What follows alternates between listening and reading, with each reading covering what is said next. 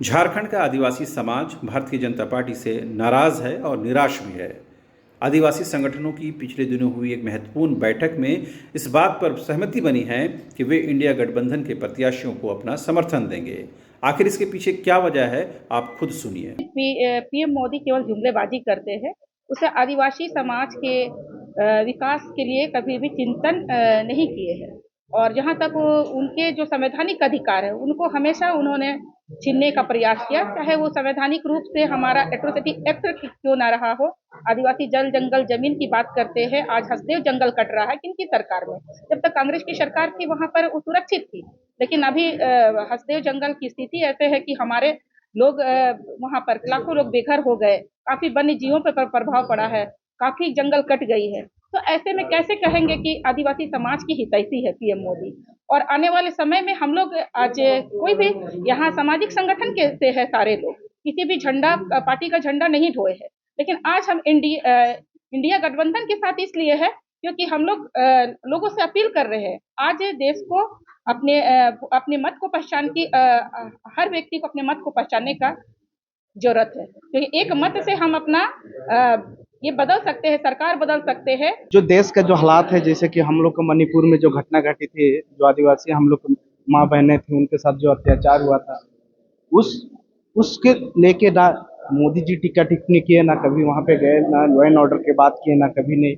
MP में जो हमारे आदिवासी भाई के ऊपर जो पेशाब किया गया, उसके लेके भी कभी चर्चा नहीं किए इन लोगों ने। और आए दिन हमारे जो CNTS एसपीटी एक्ट को छेड़छाड़ करने का एकदम जो सेंट्रल गवर्नमेंट का जो नीति है, वो हमेशा इनको खत्म करना चाहती है। जो कि हमारे आज से नहीं, पूर्वजों लोग लड़ के जब CNTS एसपीटी एक्ट जब हमारे अंग्रेजों से लड़ के जब इस कानून को हम लोगों को दिया गया, उसको भी छेड़छाड़ करने का इन लोगों ने हमेशा कोशिश करते रहते हैं।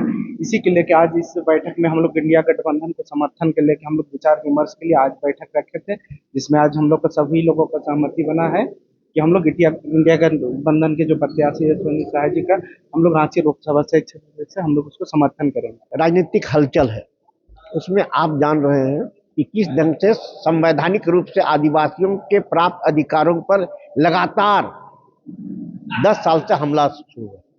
और विशेषकर अभी जो भूमि अधिग्रहण का जो कानून था उसको खत्म कर रखे, आदिवासियों का अधिकार चुनने, वन कानून का जो अधिकार था, ये सब खत्म करने।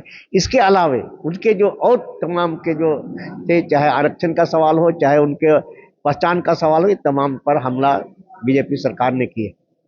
रांची को हम लोग इसलिए अभी चुनाव में हम लोग संगठित करना चाहते हैं। जैसा आपको पता है, कुल यहाँ पर वोटर है 18,48,000, उसमें आदिवासी वोटर है 8,00,000 करीब 50,000। 37% आदिवासी यहाँ वोटर्स हैं।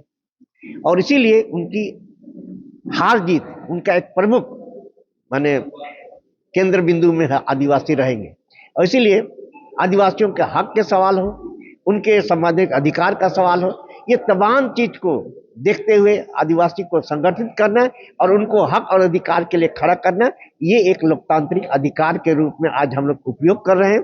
और इससे एक बड़ा ताकत के रूप में उतरेगा। और जो भी गलत या जो भी असंवैधानिक या जो भी गैर कानूनी तरह का जो बात आएगा, उसके लिए आने वाला दिन में हम लोग संघर्ष के लिए भी तैयार रहेंगे, केवल लोकतांत्रिक संघर्ष के लिए नहीं।